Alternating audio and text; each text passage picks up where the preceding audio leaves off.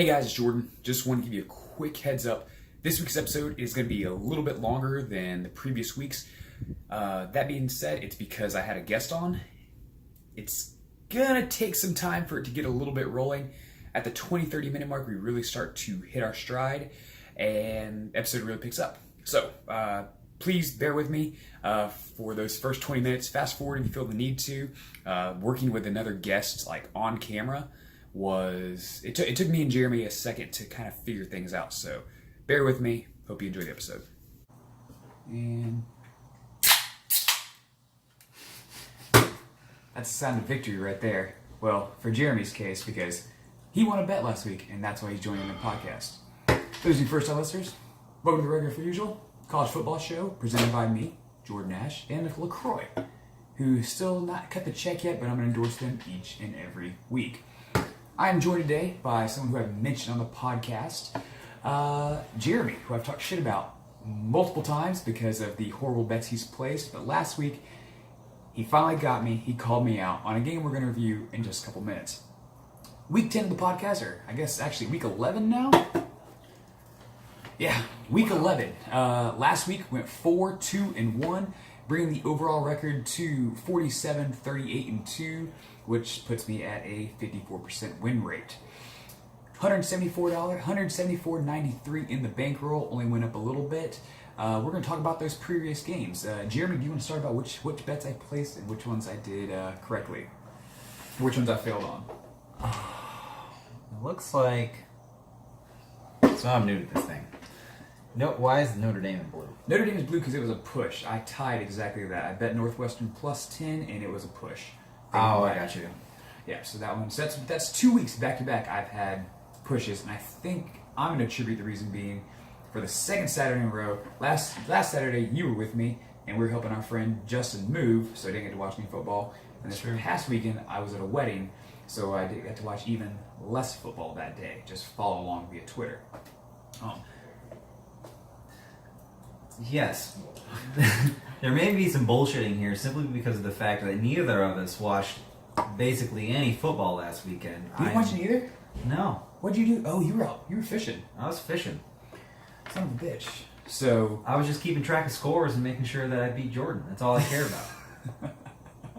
Which you finally did after, 3-4 times we bet against each other? Yes, parlays I've learned are not in my wheelhouse. Now, I got a little cocky. It was before Vegas, so I was feeling that luck.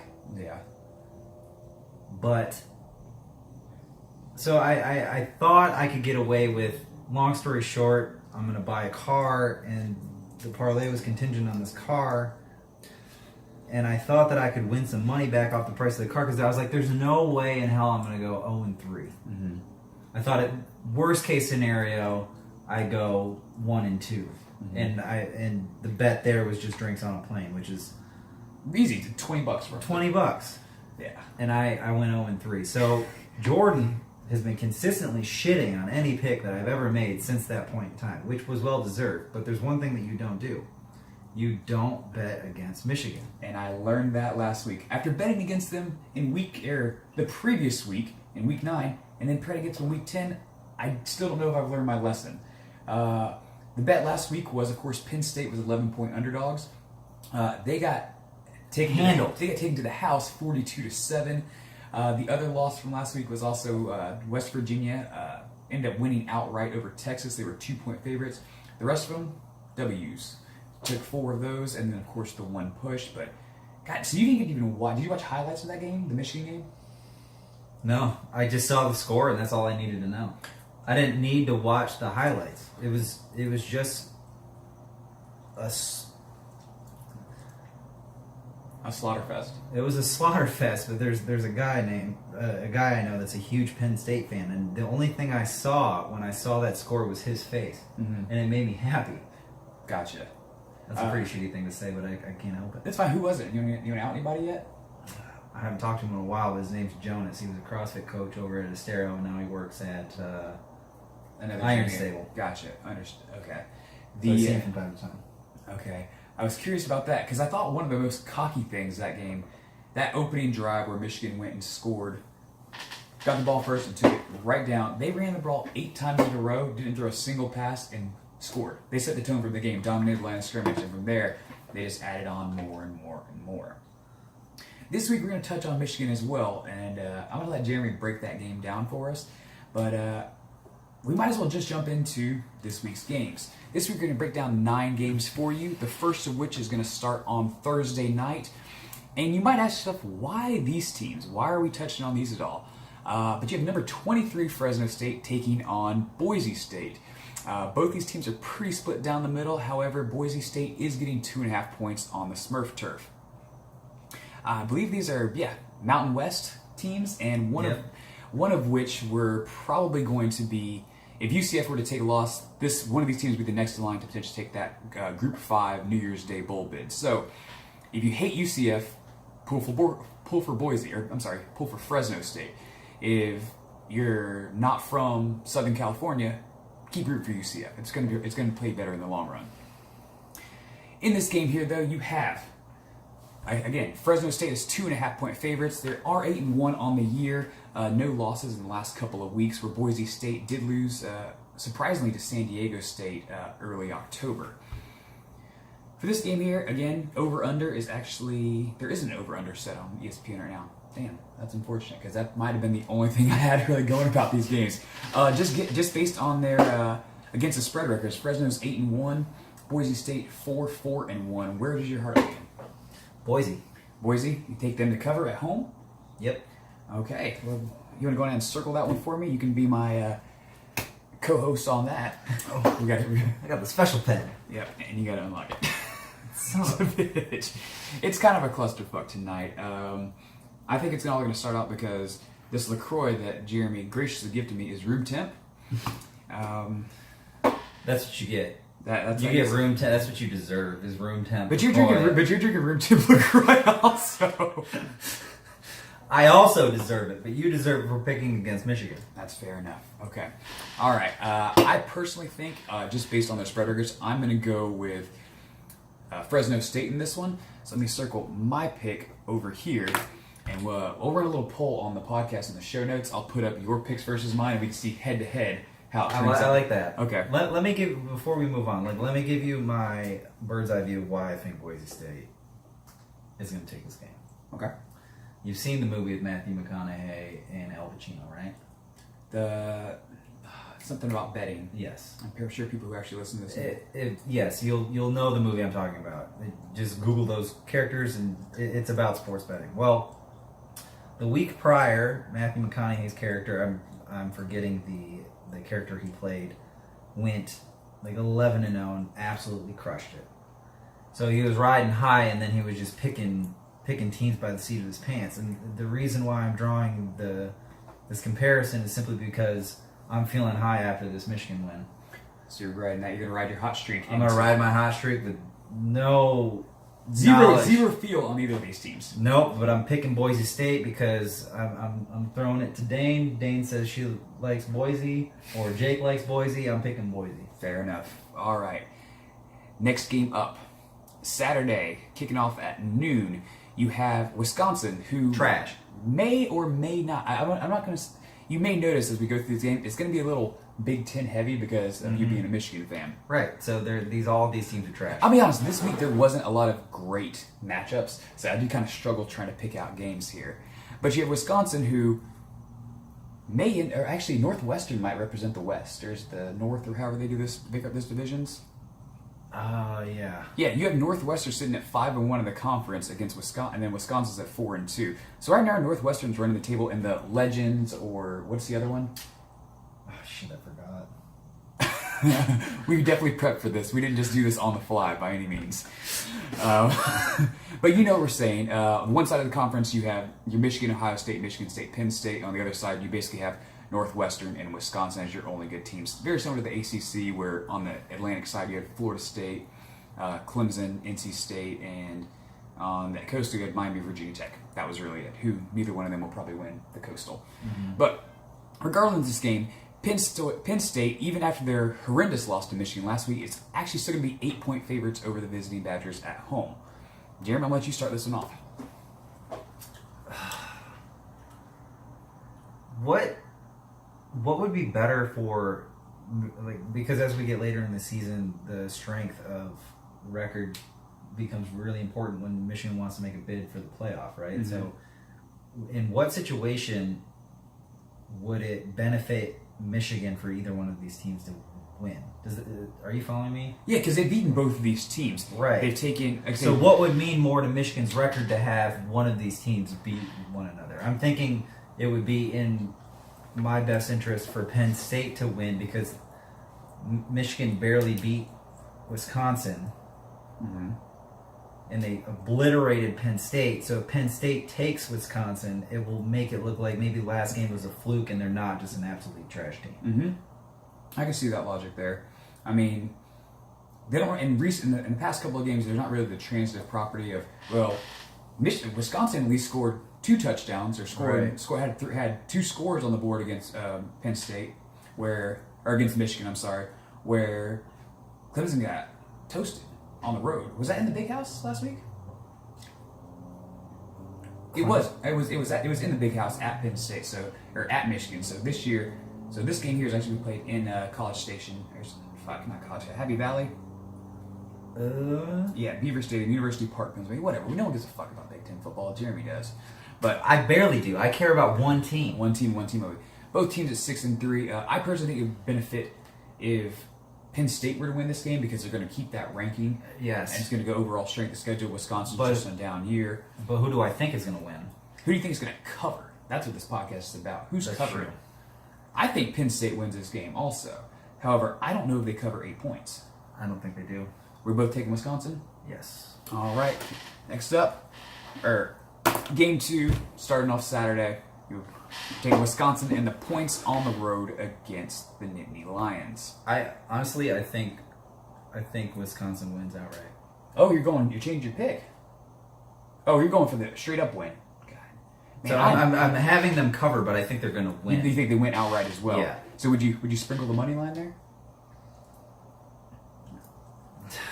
No, because there is. If I want to hedge my bet, I think Wisconsin wins, or at least covers. Mm-hmm. But after that abysmal beating that they took by Michigan, I think they're going to have to pull themselves up by the bootstraps and then show a good team at home against Wisconsin. Out of curiosity, if you wanted to place any bets, where would you go to place your bets at? Go? Yeah, if you wanted to place some bets, put some actual skin in the game, make Saturday a little bit more entertaining, or Thursday night for these games, these first 2 games that neither of us really care about, but you wanted to make it entertaining. Where would you go to place your bets? That app that you referred me That's to. right. You go to not my book. I knew you were fishing for there, but I forgot the damn name of the app. You head over to bovada.lv. You're going to click the link in the YouTube channel. Yes, there's a YouTube channel attached to this. It's the regular usual. Please subscribe and just leave me some sort of advice from me. That's why you started it. There it goes. Yes, that Jeremy was the inspiration for me starting the video side of it. So another plug for you. A lot of people. Sorry, go ahead. No, you're fine. Click the link there in the YouTube video below, or head over to the website, and it's going to be a hyperlink set out. So they do a deposit bonus, 100% match. You give out $200. You deposit $200. They're going to give you an additional $2 for how much? No idea. $400. That's how much you're going to. Oh, I thought you said how much. I was like, for how much cost? I don't know how much it was going to cost for them to give you an extra $200. Either way, it'd be great. Head over to bovada.lv. I get a deposit bonus. I can bet even more instead of betting dollar games. I'll bet $5 games. If you have any bets you want to place for me if you want any bets placed that you don't want to get any skin in, Venmo me the money. I'll place a bet for you. I'll give you 90% of your payout. I'm going to take my little commission cut just for doing it, though. Just a heads up.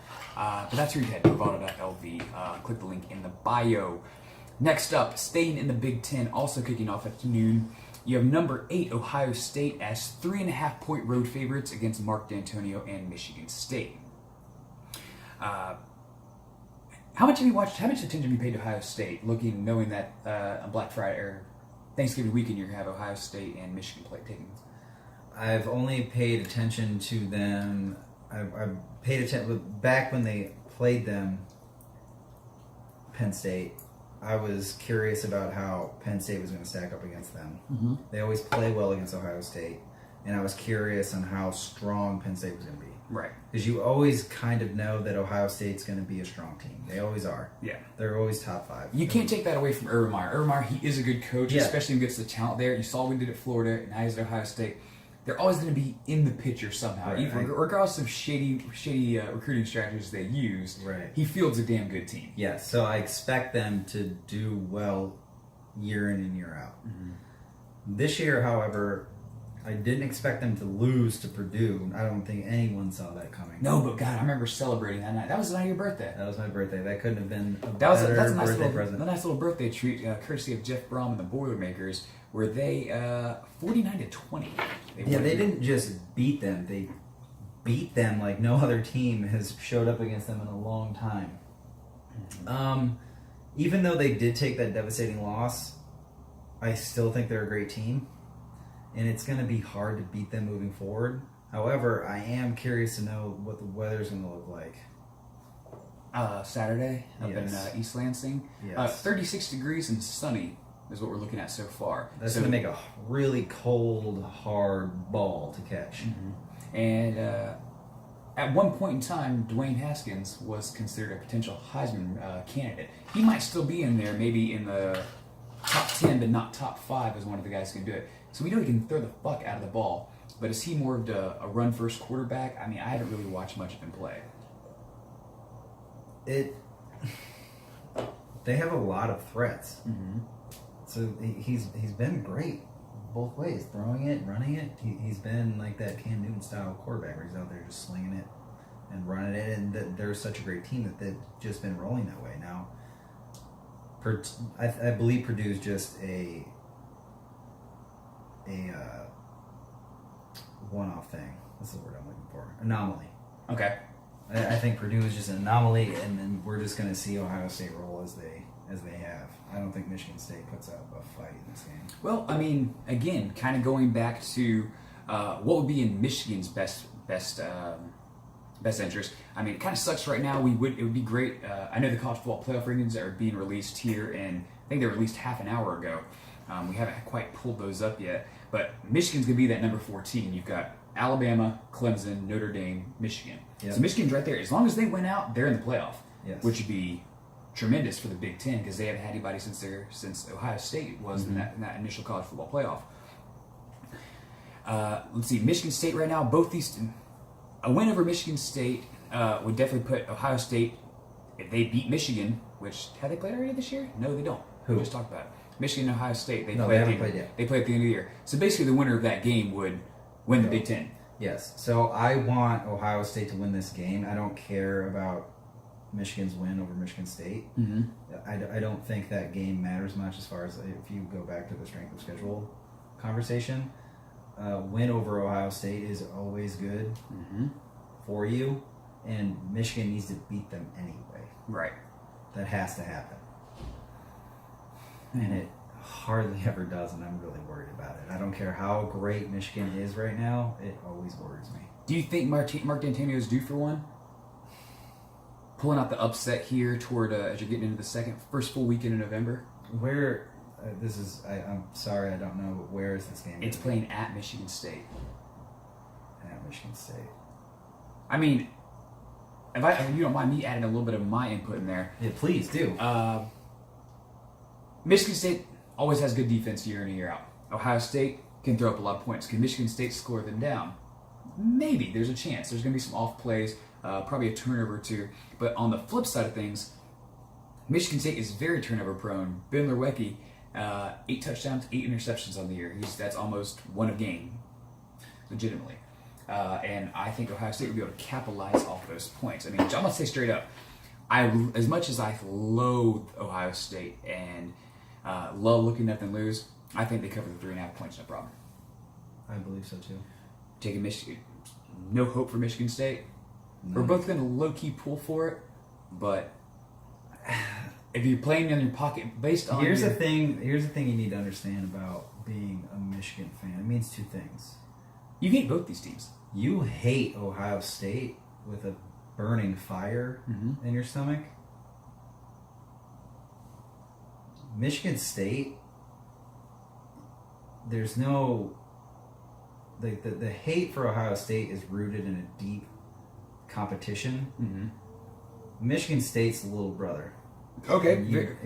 They're the redheaded stepchild. They're trying to be that competition with Ohio State and Michigan. It's just not there, and you just want to see them lose. You just want to see them do bad. Gotcha. So it's kind of very similar. So they recognize the place in which they occupy. Right. It's kind of like if you're a Florida State fan, you don't like Miami, but sometimes you're up, sometimes you're down. They're each other's little brother when they're in that down cycle. But no matter what, Florida State will always hate UF. Always.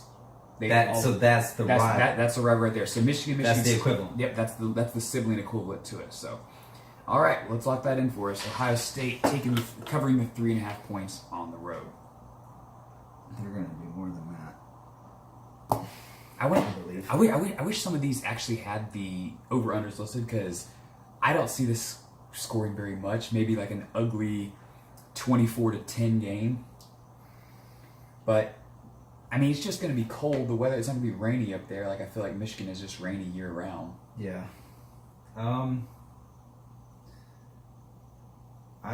gonna say like 35-10.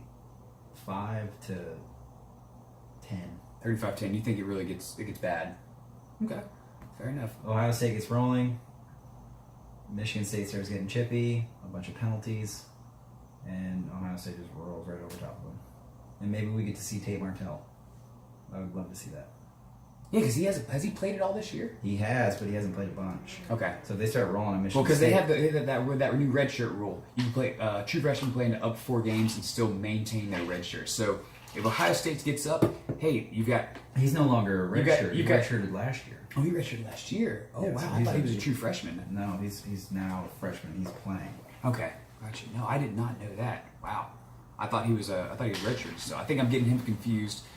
I'm getting him confused with Shea Patterson, but who's also Michigan's quarterback. But then that transfer thing from Ole Miss kind of helped him out. And the other thing from the same class is Jake Fromm for Georgia. Right. And he's in the same class with Tate Martell. They actually were in the Elite 11. The 11 together. And he's now in his second year playing for Georgia. Right. So that would make.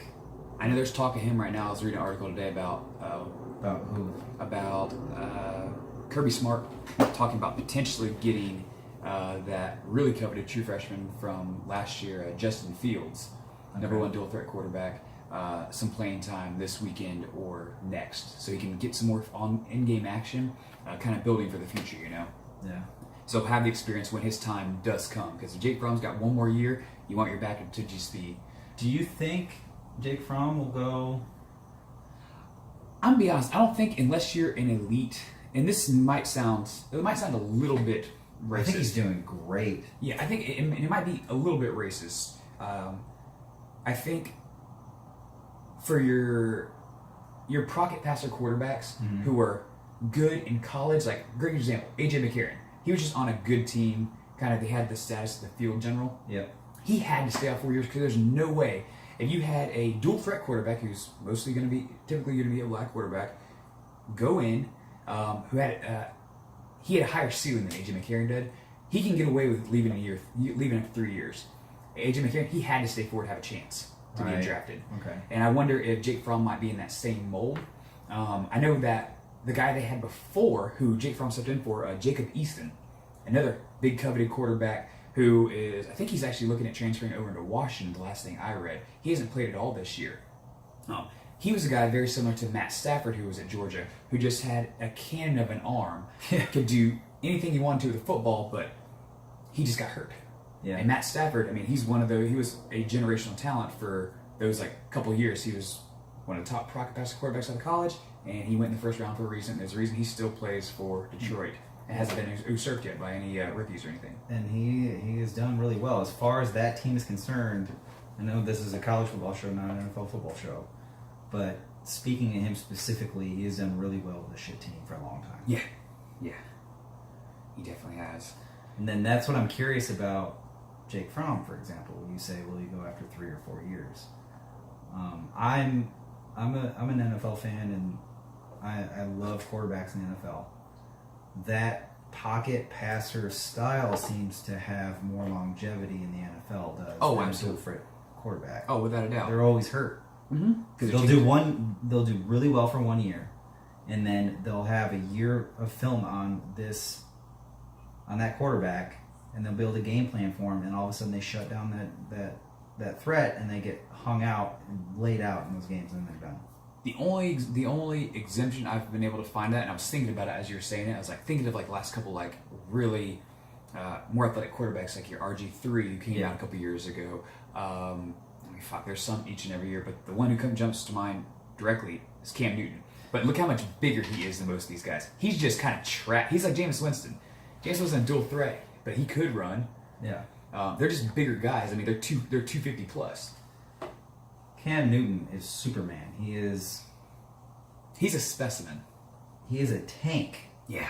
He's what, 6'5", 6'6", 250 pounds? 4% body fat. Yeah. I don't think you can loop him in with most dual threat quarterbacks. Another dual threat quarterback that comes to mind is Aaron Rodgers. He's known for his arm because he can sling it and put it in tight spots.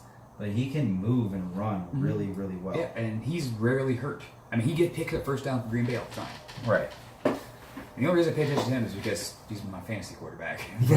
But I'm bringing this all back full circle around Jake Fromm is I'm just curious about him because I've been following him since his high school years. Okay. Him and Tate Martino. Where did Fromm go to high school at?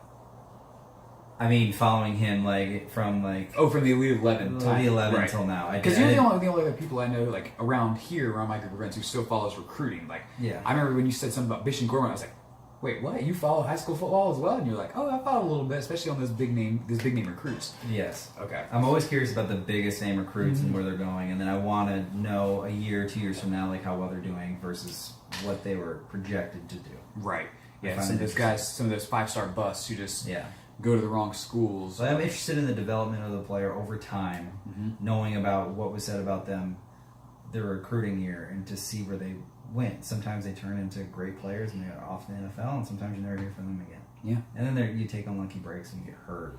You know who we want to think of who went to perfect example of that. I can't remember the class he graduated of, but you're going to know the name as soon as I say it. For Ohio State, Terrell Pryor. Remember how he went as the quarterback?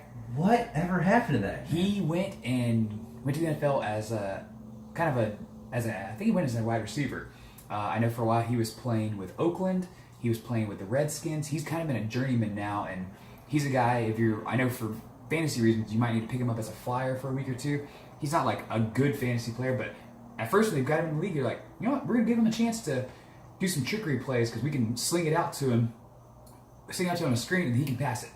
Yeah, that's the other thing. Like when you talk about like a Tebow, like these players that don't necessarily fit the convention of the position that they're playing, but they're so dominant at the college level that they're just successful, but they can never tell how that's going to transfer to the NFL when you're looking at the best players for those positions coming out of those college recruits. Like some of them bust out, but when you're that talented or just that... It's hard to keep... They have to get you on the field somehow. They have to at least give you a chance. Right. So they get there, and it's weird to see like how sometimes it does and doesn't work out for these people. I mean, I always think of one of my favorite ones to think of is Devin Hester. In Miami, wasn't really good shit. He was a special teams threat. He was just the fastest. He was just one of the fastest guys in the field. Went to the pros. They tried him as wide receiver. He couldn't catch. But what did he do? He's going to go into the NFL Hall of Fame as one of the best special teams players because couldn't do much with him if you threw him the ball. But if he caught it on a punt or caught it on a kickoff, he can make some shit happen. Yeah. So that's another one as well. Before I forget this too, I want to bring this up to kind of get your opinion on it. Just because I know we've kind of been all over the map on this, I'm going to take it even further off the map. Okay. About football.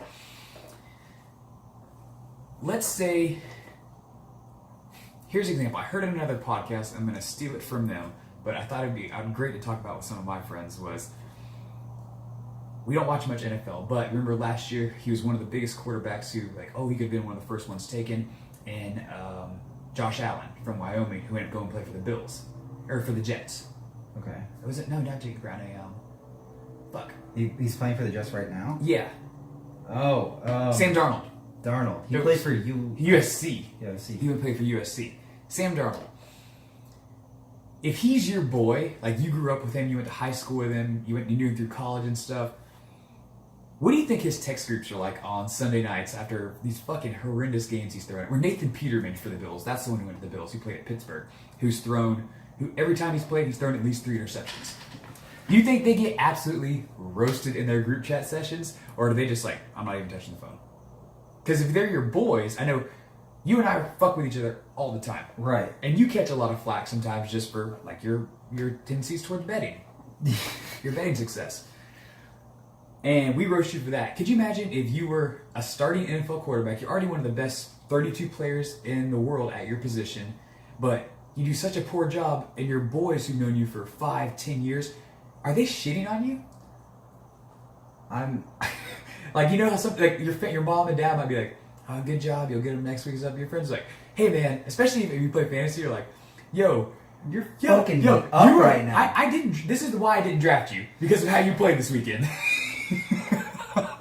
At a certain point, I feel like I'd have to, but I'm on the other end of it because I grew up as an athlete, and if I were getting roasted for playing super shitty, like the only thing I could say is like playing in front of all your friends at a high school sporting event. I played hockey, I played some football, but to have your friends in the stands and then get your ass completely kicked. Yeah.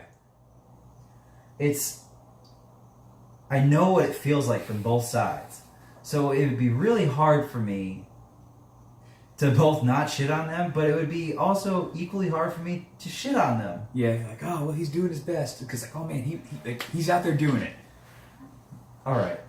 But let's make it a little more personal. Let's make it a little more personal. Okay. If Jeff made it to the NFL as a starting cornerback and he was getting his ass kicked, I would roast the absolute piss out of him. Well, because he fucks with us constantly. If you were a starting quarterback for a team, I would roast the fucking piss out. You know what? I think that answers my question. Because if you are really boys, you have to. And then but then what's his rebuttal? Like he just snaps you a picture of his closet with cash stacked up in it. Or is he just like, oh yeah, he's like, yeah, at least my career's still going. I didn't finish after high school after I got my Letterman jacket. Like, what's the comeback from? Like, I don't know. Like, there's not much he can do except fucking eat it. The only thing I would do is take a picture of my check because they get paid weekly. Yeah. For those games that they play in, I would just send a snap of my check, and let them see that, and just be like, yeah, I you know what, I did get absolutely obliterated. Okay, exactly. You sent me that because you're like, yeah, I got my ass kicked, but look at this fat check I got. Yeah, I made more than both of you combined for an entire year in one game. Yeah. So my only thing would be like, I lost, but I still won. Imagine how much more you could make if you were good. That'd be the only thing you come back from. You gotta get roasted. You'd have to. If your friends, if your boys, at that level, it would just keep going back and forth and back and forth, and hopefully I'd win the next weekend. Because if I didn't, I'd be just running out of shit to say. Because I mean, even put it this, I still think one of the best jobs in the world, bar none, would be to be a backup quarterback on a middle of the road team. I think that would be absolutely horrible. You travel every week. You got to go to practice, but you're still gonna make what? I'll tell you why I think it's horrible. Okay. You're saying that from a perspective of not giving a shit about playing football. Yeah. You love football, and you love watching football, and you love the statistics and keeping track of the games and who's playing who and all the bets. But you don't play. Right. I don't play. Mm-hmm. But I've been really competitive, and I know what it feels like to sit on the bench when you want to be in that game. So if you're Baker Mayfield, for an example, like Tyrod Taylor would probably still be probably not now, but he would have had a few more games if he wouldn't have gotten hurt. Mm-hmm. I guarantee you, Baker Mayfield was. He's like, it happened. Yeah, he's like, now I have my opportunity. But before that, when he was second string, yes, he said all the right things and did all the right things. But that competitor in the back of his mind is saying, eating at him. I want to be on that fucking field. Yeah. I want to be in charge of winning and losing these games. Mm-hmm. And I guess I like your perspective of saying, like, yeah, I'd like to sit back too, make a shit ton of money and not get hurt and just Matt Flynn, ultimate finesse. He never played or fucking Brock Osweiler, even though he's been forced into action for the Dolphins now. and he was the Texas quarterback. He's still collecting the fucking bag from the Texans while he's getting paid by the Dolphins too. Yeah. Like, but maybe that's just me. Maybe that's because I knew I wasn't ever good at football, and The only reason I say that is because you said second string quarterback specifically. practice squad quarterback. You still wanting to play. Yeah. Let me give you a different position. Okay. Starting punter. Oof, that's a lot of pressure. I just think of Pat McAfee and his stories. Okay. But he loved it each and every week. What I'm saying, like, for that, yes, there's pressure, but you don't really need to worry about getting hurt, getting your bell rung, rarely, Yeah. right? And even if it happens, it's because someone fucked up. Mm-hmm.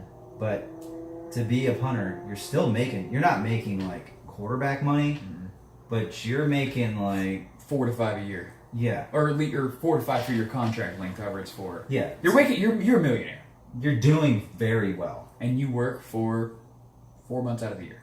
and even your practice, You work for an hour a day, kick it, you stretch and you kick, and you go to the gym and you hit the weight room. So let me ask you, like, if you could manage your money and live, you don't need to have $100 million sitting in the bank. Mm-mm.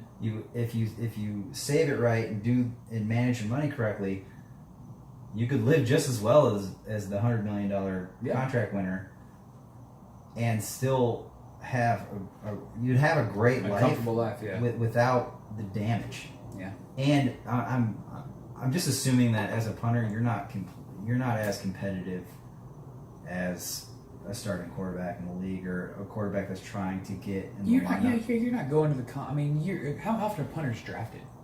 Right. You rarely, you just go in, you just have to do better than the guy there. I feel like for one day. You're auditioning for I one could day. be completely talking out of my ass, but I feel like you have less invested in the outcome of the game than a quarterback or a receiver, the lineman, just the people that are on the line playing and play out.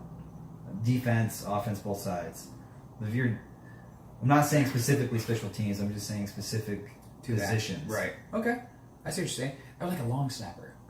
Yeah, like if your job is super specific, long snappers. If punters, you have a take on this, send it to 813-856-9093. Yeah, let us know. 9093, because I would love to hear what you think the best job in sports would be for a certain position and why. I was on the same page as you for a long time. Like, I would love to be a second string quarterback. Mm-hmm. Less pressure, make great money, don't have to worry about anything. But then I thought about it from this perspective Competitive athlete. of competitive athlete wanting to be in the game. Mm-hmm. Now, if you're a punter, I don't think you care. No. I don't think you care of the outcome of the game, whether you win or lose. I mean, maybe to an extent. Yeah, And the only time you're in trouble is if you botch a punt. If you botch a punt. If you're a quarterback, you throw a pick, you're going to be right back out there throwing another pick. Yeah. Or about there. You got to get there next series. Sorry. Because there's that much of a drop-off for the second string guy. But the punter, he's not a backup punter. He's 53-man roster. Yeah, You're the that's who guy. it is. You Yeah. might get fired if you do shit like the fucking Chargers kicker this past weekend. And then if you do, they'll just, hey, is there anyone on this team of super athletes that can punt a ball before we can get another one? Yeah. Hey, fuck. Yeah, Jeff pulled his hamstring trying to punt the ball this week. How about the Jets against the New England Patriots when they were only carrying 2 quarterbacks? One got hurt, and then the other one got hurt. So they had their punter in as their quarterback. I don't remember that, You'll have but to it look up sounds. that game. I'll have to look that up. Oh, Almost bringing it back to college football for a moment. Sorry. It's all good. Yeah, I was expecting these tangents to happen. That's what I kind of like having someone to bounce things off of. Though it makes it much easier to talk or to conversate or really elaborate on stuff. Last year, Maryland, the Terrapins, their quarterback situation. Starter gets injured week 1. Backup quarter comes in, or second string comes in to finish out the first game of the season. Second game of the season, he gets hurt in practice. You have the third string guy up. Third string in game gets hurt. They have to bring on a guy he was a backup linebacker, is now promoted to quarterback. All within first 2 weeks of the year. That's the type of shit. And it's just like, well, fuck yeah, I played it in high school. We're gonna run a lot of I guess we're gonna run the ball a lot. Yeah. We'll throw it when we have to. Yeah. Because you're playing fucking linebacker. That's one of those things. Yeah, that's exactly what I'm talking about. All right. Well, because we've gotten off track, let's kind of get back to what we were here for, talk about some of these games. And we have our first ranked matchup of the weekend. We have number 18 Mississippi State heading into Tuscaloosa to take on the Tide. And Alabama's 25.5-point favorites. They've covered most games this year. They're 6-3 against the spread. However, Mississippi State also 6-3 against the spread. We both know Mississippi's not going to win this game. The question is, will they lose by more than 24 points? Exactly. Let's look at some of the recent games for Mississippi State. They had the loss to Florida, the loss to LSU. But Florida beat LSU. Correct. So they're not a bad team. Not a bad team. I mean, there's a reason they're ranked currently. Kentucky was the other team that beat them. Kentucky, Florida, then LSU. What was so Kentucky beat them 28 to 7. So Mississippi State only put up 7 points in that game. Right. And Kentucky's got a decent defense. I know Alabama's going to put up more than 24 points. Exactly.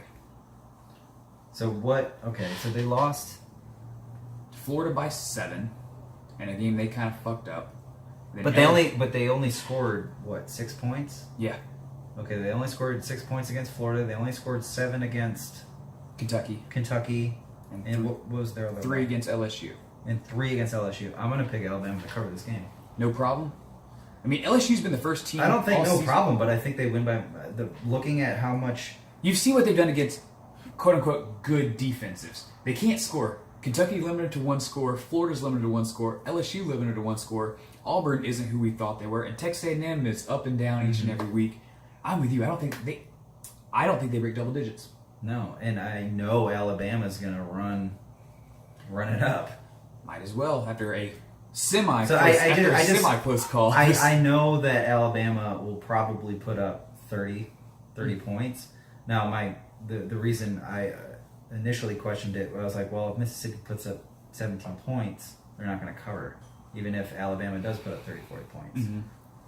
So looking at how they've done against these other defenses, I think Alabama takes this game. I know takes the covers the spread. I know one of the best bets still each and every week that hasn't gone bad yet heading into week 11 or through 10 weeks is betting the first half, whatever the line is for the first half. It's like Alabama minus 14, Alabama's minus 9, anything like that. They've covered each and every week, so that's an easy bet you could make. Just to win a little bit of money. That can happen each every week. But now watch, as soon as people start doing that, that's the week they fuck up and don't cover. Mm-hmm. And then people want to come from my head, but don't care. It's not going to happen. Go ahead. Circle the Tide to cover this one with ease. I think they cover this, like you said. This isn't even close. Mississippi State, possible goose egg in this one, unless they score in the fourth quarter.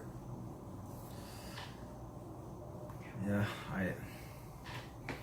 Well, if you hate defense, Jeremy, tell us about this next game here in the Big 12.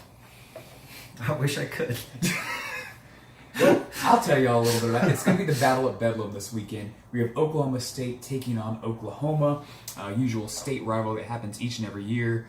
Oklahoma, again, number 6 in the country, knocking on the door. They need to win out to have a chance at making the playoff. Going to come to this game as 18-point favorites. As we saw last week, Oklahoma can't play defense, and people say UCF can't compete in the Big 12. Look at Oklahoma's resume. They almost lost Army.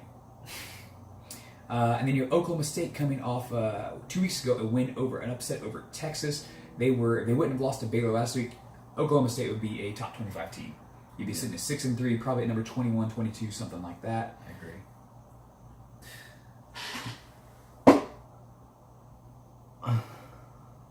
And Oklahoma's only lost to Texas. Almost lost Army, as I just mentioned. Mm-hmm. Any thoughts on this game? Well, we both. I need Oklahoma State to win this game. You need Oklahoma State to win this. Tell me why. It's just one of those things. Is anyone that's below Michigan, I just want them to be knocked off. Well, that's the thing too. If Oklahoma State wins this game, Ohio State's sitting number 8. They slide into your 6 or 7 spot depending on the outcome. It doesn't matter because we need to beat Ohio State regardless to make it. Okay, so it's not even. It's just you want. Do you want weaker quality or teams with losses below to like really conserve that spot for Michigan? Yeah, I don't want anyone knocking on the door of their debate about who should get in. Mm-hmm. Now, when you brought up that point about Ohio State, the reason that I'm not considering that is just simply because of the fact that if we don't win against Ohio State, You're out. we're out. Right. So this game here holds not really that much weight, but you'd like to see Oklahoma State win this It would one. just make me feel better to watch Oklahoma lose. Yeah, I mean, I'm in the same boat. Like, I don't necessarily love Oklahoma. I like them a lot better now that you have Lincoln Riley as head coach and Bob Stoops is out. I just was never into big game Bob, and he wasn't my type of guy. Never the type of coach I'd play for. And Oklahoma's one of those teams that's, for as long as I can remember, they've always been semi-decent, for at least my lifetime. Yeah, they've always been a good team. And especially now with the Big 12, all the spread offenses, they're just going to throw up points. We saw them do it with Baker Mayfield. We saw them doing it now. Now they're doing it now with Kyler Murray, who I'm surprised is not a more legitimate Heisman candidate at this point. I don't even know when the Heisman list is. I couldn't even tell you who the top. I mean, I'm sure Tua's up there as number 1. Yeah. Is there any running backs or wide receiver? I know Benny Snell was getting some traction for Kentucky for a little bit. What about that? Is there a quarterback or running back for Wisconsin?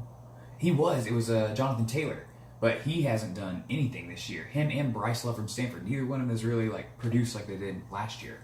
What about that? What about? I'm sure he was probably not getting much clout, but for the Heisman, but that quarterback for Clemson, Trevor Lawrence. I think he came out. He's like the 8th. He has the 8th best odds as of last week after they dropped 77 on Louisville. He's a good. Actually, you know who's gotten more buzz than him? Clemson's running back, Travis Etienne or whatever his last name is. Really? Yeah. Wow. Etienne. I'd say I've just been following his quarterbacks because of the classes that they're in. Right. Okay. So that's a little bit surprising. But yeah, Kyler Murray's been great to watch. He has a chance to get drafted, but he already makes more than Lincoln Riley does, because he got drafted by the Oakland A's. Right. So he's just sitting there collecting checks. He's going to play baseball. But it'd be fun. It'd be awesome to see a guy win the Heisman and go do that. Not like a Bo Jackson who went straight to the NFL and then did baseball. Nope. He did. He went to baseball. No. He played football for a bit, then played baseball. No, he played baseball, then went back and played football. Okay, so hey, Kyler Murray could have that option as well. But he played baseball. I mean, that's his first job. He's already a little bit undersized as it is. It'll be fun. The over on this one, whatever it is, I think I saw it on Twitter today. Oklahoma, or the over-under was set at 81. Okay. So that's 40.5 points per team. Who are you picking?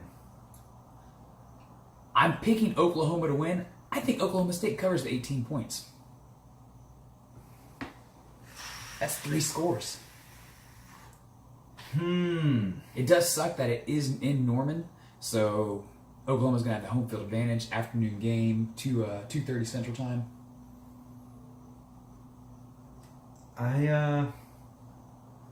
You know what? This is a rivalry game to an extent. I don't know how it ranks compared to like a Michigan State or a Michigan Ohio State game, but still, in-state schools playing each other at a high level.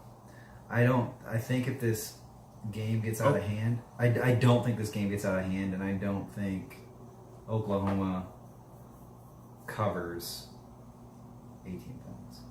Did I say that right? Or I said that backwards? No, you got it right. It was a little bit weird and convoluted, but Sorry. I get what you're saying. Yeah, I was just kind of working through the idea You're in my head. you're on my team too on this one. You're taking Oklahoma State in the points. Yes. All right, there we go. Oklahoma State plus 18. I feel confident about that one. Not much faith in Oklahoma, especially their defense. So do you think Oklahoma wins the game? Oklahoma wins the game. Oklahoma State covers. This would be one just because of how susceptible Oklahoma's defense has looked. Sprinkle the money line. Just throw a little bit of something at it. Don't parlay it. Don't fuck up. But just give a little sprinkle and see what happens. So if you get cocky with it, that's when you start having those major losses and you don't understand. I'm just out there. Where Oklahoma State pulls out a crazy upset, beats Oklahoma, and then you've sprinkled the money line and lost the spread. Yeah, it sucks, but Don't do it to yourself. We still got some more picks here. I'm not. Aren't gonna touch on that one. I had the Oregon-Utah game pulled up, but Oregon's not as touted anymore after this couple of losses. I think someone stole the Corolla. Someone just hauled ass with the video out there. Yeah, they ripped the exhaust off my car. We're going to stay in the Big 12 for this one again. We have number 17 Texas visiting Stillwater to take, or Lubbock, I'm sorry, to take on Texas Tech. Texas is going to be, Texas Tech, is going to be getting 2 points at home. And another game where expect a lot of points to be scored in this one. Personally, I think this might be Cliff Kingsbury's one of his last seasons, and I don't know what his contract looks like, but he hasn't quite produced what everyone thought he was going to do as a head coach there. I mean, yeah, he lucked up. I mean, he had Baker Mayfield originally, and he sat him on the bench in favor of, was it Kyler Murray there too? I don't Kyler Murray was at Texas A&M. Okay, yeah. And that's where, and because he was supposed to back up Johnny Manziel and stuff. But he's, I'd say, Texas Tech's had a couple good quarterbacks, so expected to, you know, who used to be at that game? Who used to be for Texas Tech's quarterback? Patrick Mahomes. Really? Yep.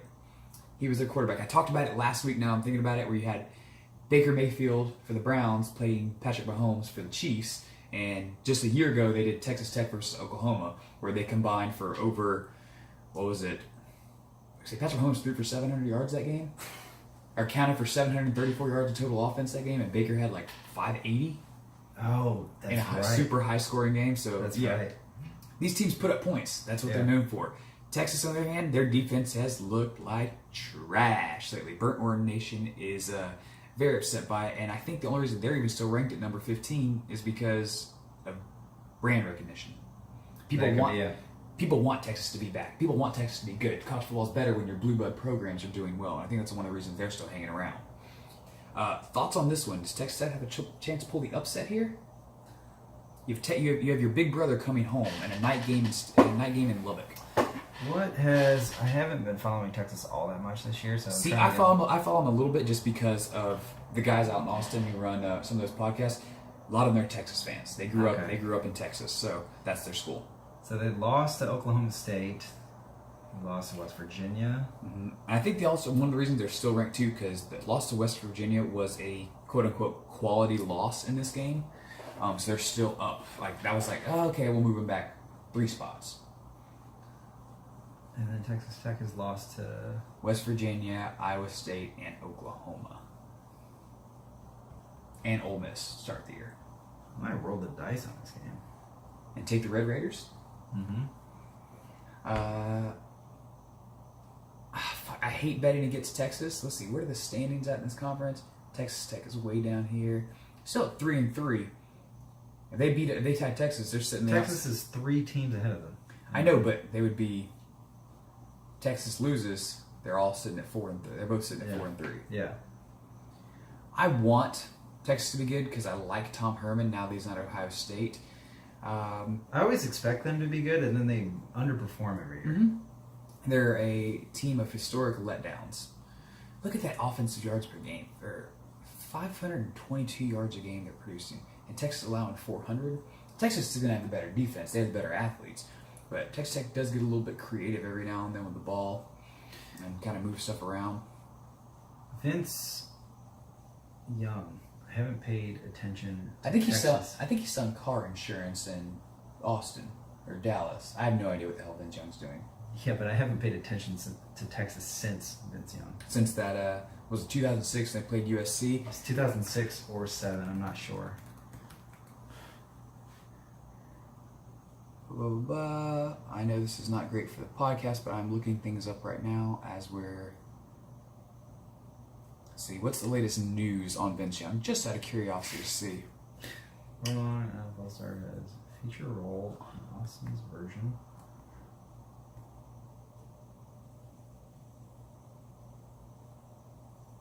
Of, wow, how the mighty have fallen. Wow.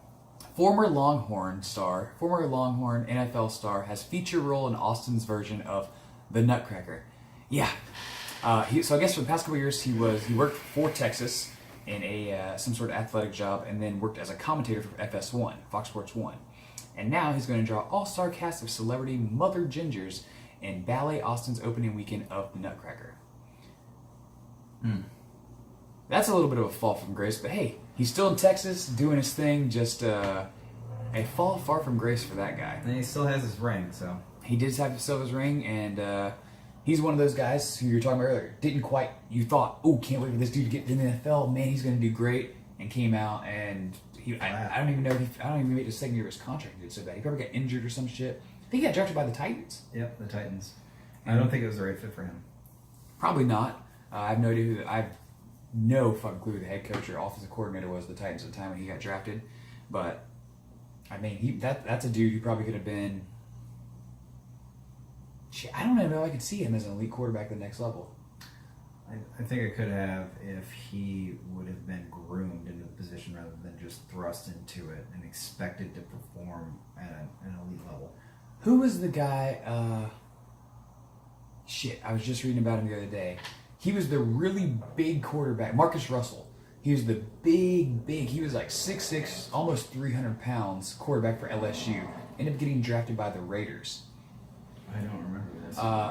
He was a guy that, like, man, he can throw the fuck out of the ball. He can still move with it.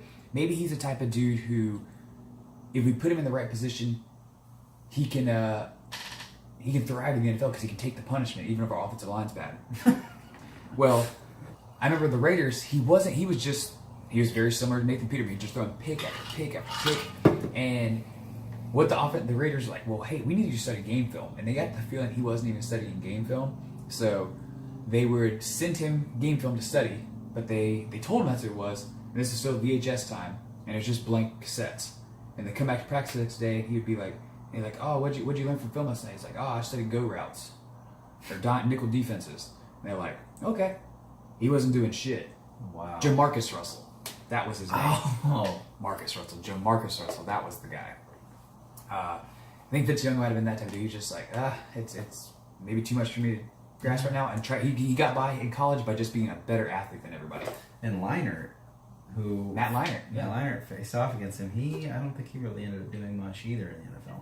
I think he had a cup of coffee in the NFL, and then I think he's on Fox's broadcast team. He bounced around a couple of teams, right? And then he Probably. finally, Yeah. I think he's now an announcer. I'm not sure where. I see him from time to time. Yeah, he's on TV every now and then. I think he's on Fox. So what are we picking this one? Are we taking Texas Tech for the upset, or you think Texas bounces back from the back-to-back losses?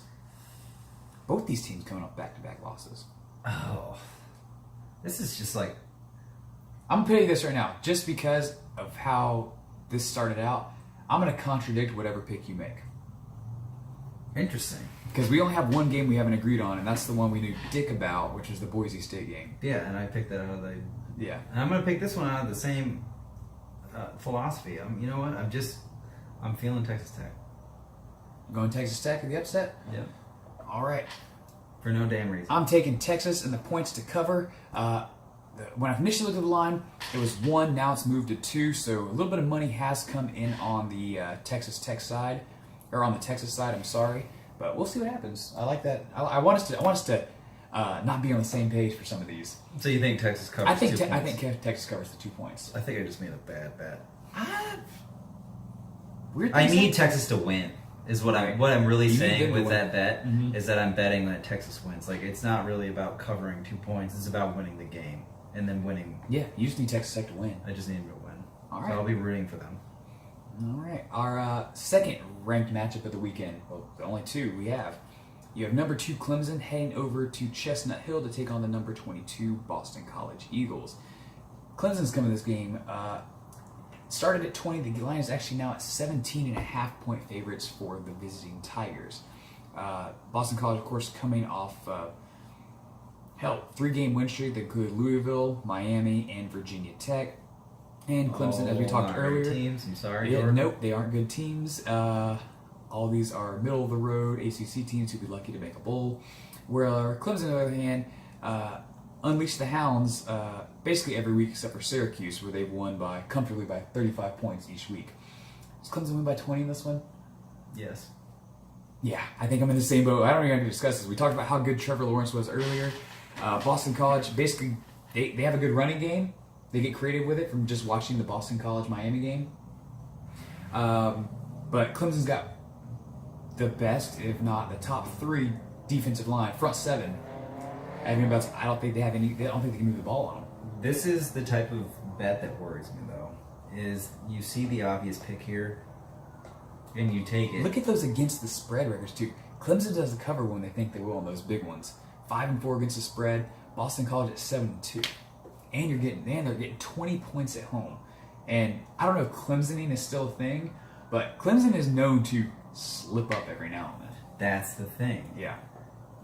Where Boston College, to my surprise, beat Miami. I wasn't paying attention to that matchup. That's not the Brewery. Yes, but I just didn't. I just assumed that Miami would beat Boston College because when I think of Boston College, I think of them as a hockey team, not a football team. Mm-hmm. And I was so in this game, I wouldn't expect them to cover 20 points, but they easily could. They could easily win this game, and you and I are sitting on our heads. Yeah. Boston College wins this one. It's a two-way tie at the top of the ACC Atlantic. Clemson wins this one, and they're in. They're in the ACC championship game. I'm going to pick Clemson. I'm going to pick my boy with the flowing locks to just sling that thing. All right. Like, man, I'm going to go the other way. I'm going to take Boston College in the 20. I'm going to see if some spooky shit happens at up at Boston College. I mean, wait, I do too. I think Clemson wins. But I think Boston College covers. Fuck it. Okay, so we differ on 3 games. On 3 games. Put an X next to me right here. Okay. That's how you do it. That's teamwork. We have 2 more games for you, and these are going to go by quick because we're already at over an hour into this podcast. Wow. Yeah, we've been going for a minute now. You have overrated Auburn heading into number 6 Georgia, or number 5. I think they're number 5 now. These are based off the old rankings, not the college football playoffs. Georgia, going to be 14-point favorites in this game at home. I'm going to take Georgia. You're taking Georgia to cover? Straight up out the gate. Because of Jake Fromm. Because of Jake Fromm. That's what I was going to mention about earlier. The only reason I want to touch a little bit on this one as well is you said you like to follow some of those quarterbacks. Jarrett Stidham was one of those Elite 11 guys. Was he? Yep. He's one of the dudes who I don't believe he had any big offers right out the jump. And then I know he transferred in. Oh, I know he took time off from football. And he was helping coach his local high school team. And because he was still young, I think he was 20 or 19 at the time, he was playing the scout team quarterback with the JV squad, playing the JV 2s versus the varsity 1s. And he was making shit happen. The JV was beating the varsity team just from him at quarterback, from him calling out where the blitz was coming from, and just being able to put the ball on the money for these kids. Wow, I didn't know that. I'll have to send you that story. I'm going to put a link to that. Write that down for me. Put a link to Jarrett Stidham College, or Jarrett Stidham High School coach. And I'll put that in the show notes because that's a really fun, interesting read when a lot of schools were scouting him right at the gate. I'm trying to remember where he initially started. I love doing this right here. Jarrett. I thought it was Jared. I know who you're talking about. Wikipedia. Started at Baylor. Took time off, season-ending injury. Took time off, and then came Ended back. up at Auburn. Now is at Auburn. Well, now you got me like rooting for this kid because I like his story. As much as I want to root for him, he's been a little bit of a disappointment for Auburn. They thought he'd come in and just rejuvenate Auburn's offense. So he can come in as a high school coach and pick apart these high school kids, but he's not doing so great at Auburn. Mm-mm. I mean, I saw him struggle. We saw him struggle in week 1 against I'm trying to remember who Auburn played in week 1 who they struggled putting away as a team they should have beaten pretty handy. Washington. Okay. We saw that in week 1, and Washington kind of gave him some fits. Even though he did throw for 273 that game, wasn't great. Then Alabama State, I mean, that could have just been because of the blowout, and then LSU gave him problems as well. I'm with you. I want to pull for Auburn just because I don't want to see 2 SEC teams in the playoff. Mm-hmm. And Georgia's one of those ones that could sneak in, and LSU's kind of on the outside looking in, but there's still a chance, a slim chance for them to make it. What? Okay, and what would it have to take for Georgia again? Georgia would basically have to. After they beat Florida, they've secured a spot in the SEC East. So they just can't lose, and then they have to beat Alabama in the SEC championship game. Ooh. Yeah. I don't think that's happening. I don't either. Okay. Georgia's good. I mean, Not but that they're good. not. But they're not as. But Alabama's on a different level of good. Yeah. See, for me, I don't expect Michigan to beat Alabama for a national championship. I would want that to happen, but I just don't think they're the same caliber team. Right. And Alabama's shown that. Like they're out there playing high school teams right now. Yeah. It's just incredible how good they are. But I would like the clout of Michigan at least getting into that game or getting into the playoffs. Think of how much that helps with recruiting. That's the thing. These true freshmen come in and be like, man, I can compete next year. If I'm good enough, I can get on the field and compete. That could be me on TV next year. And you know what's incredible about Michigan? Even when they're having really bad years, they're still one of the top Blue blood, name recognition, it goes a long way. Yeah, the most winningest program in football history, in college football history. Sure. According to that true stat you just made up. No, I'm pretty sure you're right. You taking Georgia on this one? I am. If it comes down to your clout as a sports wager person, I'm picking Georgia specifically because of the quarterback and I like him. all right. I'm rooting for him. All right. And he had a hell of a game. It was either the last game or the weekend before. Again, they've already played Florida. Haven't They played 3 ranked teams back to back and went 2-1 in those. Yeah, Florida. He Yeah. did really well against Florida. All right. I'm on Georgia. I'm on the Bulldogs as well. I think they cover this one close, maybe by 17 points. Yeah. So, all right, circle that one in for us. And finally, the game of the week we've all been waiting for. Shall we differ on 4 games and you can just go ahead right now and pick Rutgers? Fuck. I'm trying to think and look at anybody who they almost beat Penn State by 40. And the only reason I know this one because Arthur Sitkowski, he went to that school up there in Bradenton, IMG Academy. He was a Miami commit, but then at the last minute he was like, you know what? I'm going to go back to where I came from, and I'm going to go play for Rutgers. Look at that stat line for the year right now. Sub 50% passer, 1,100 yards, 4 touchdowns, 15 interceptions. He has thrown 15 interceptions. But he's the best option they have.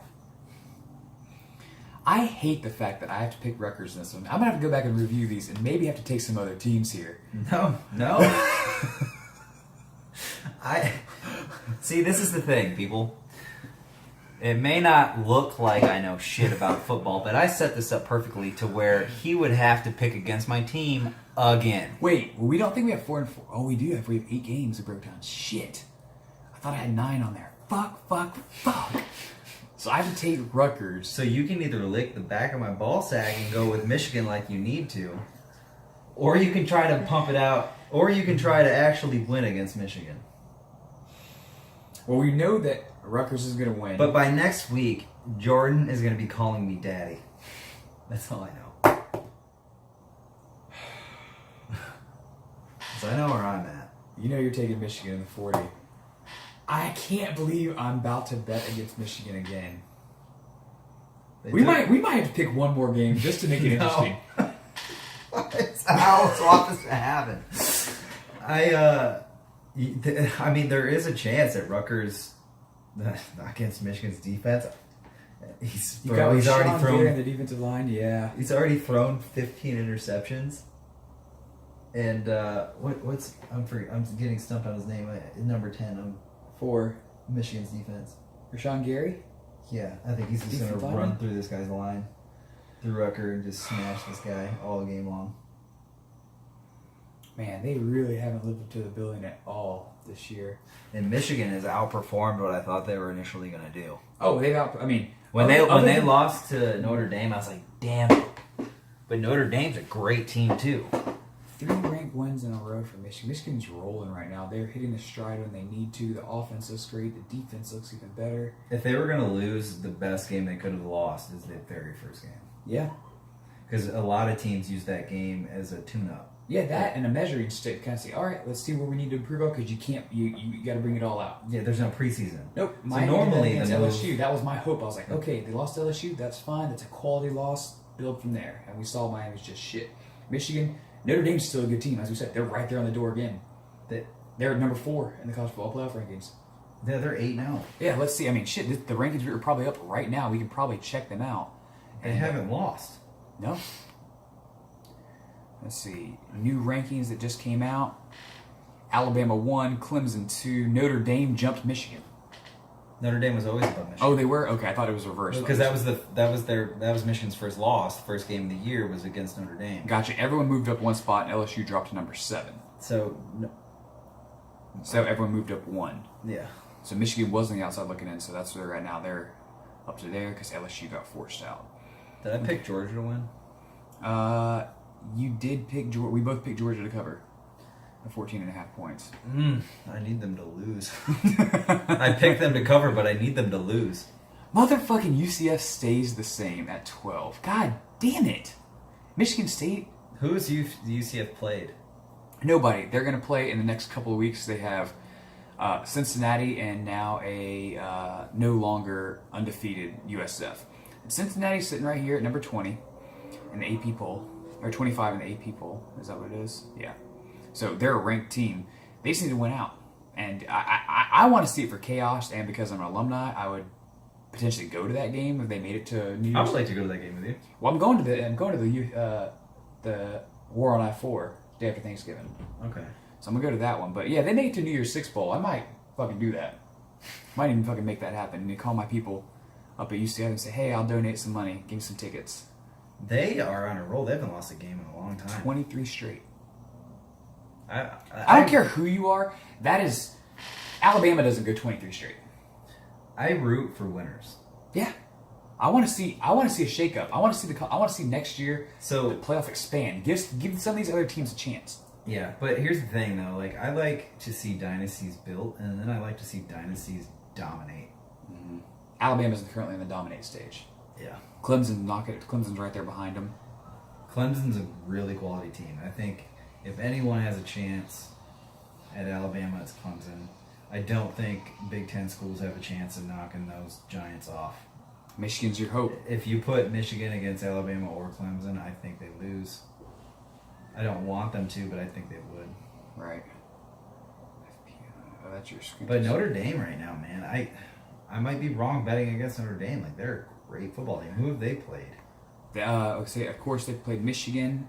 They beat Stanford. They beat a really bad Virginia Tech team, and then Northwestern. Other than that, they get FSU at home this weekend. Who FSU is, but Syracuse will actually be a good game. They look at Syracuse number 13, okay, and then they go on a road against at USC to wind out the year. Yeah. Which USC could turn into. They could have a little bit better season than. Oh, they're at 5-4 right now. Maybe not. Their most quality win happened to be Michigan. Yeah. Yeah, and that USC, that's all they have. That really on the year that could help them out at all to even get ranked to help out Notre Dame's rankings if they came down to shrink the schedule. Right. So that's Notre Dame there. I think I had to take Rutgers in this one. Fuck. I'm taking Rutgers in the 40. I know we got way off track, so we come up with a bet. If you have ideas for bets for the winner or loser of this week's picks, that's where this could get interesting. Send this in as well as your top position picks of which you want to be if you're an NFL player or I think NFL. NFL player. We should stick with that versus like I'd be a center in the NBA. No one cares.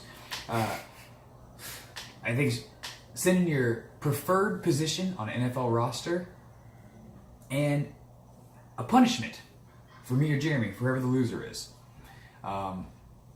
We might film that and have to put that up on a channel if it's something that's a physical activity or if it's a photo of something or... I like that idea. Yeah. I like that idea. I like the public shaming aspect of it. So if I lose, I will not bitch out. Whatever has to be done, I'll do it. I know Jared's listening. He's gonna send us some bullshit. Oh yeah, he's gonna send us some bullshit. He's gonna call me an idiot 100 times. You know he's gonna try to send something that it's gonna be. Oh, I'm so bad sneaky. Fucking younger Soko.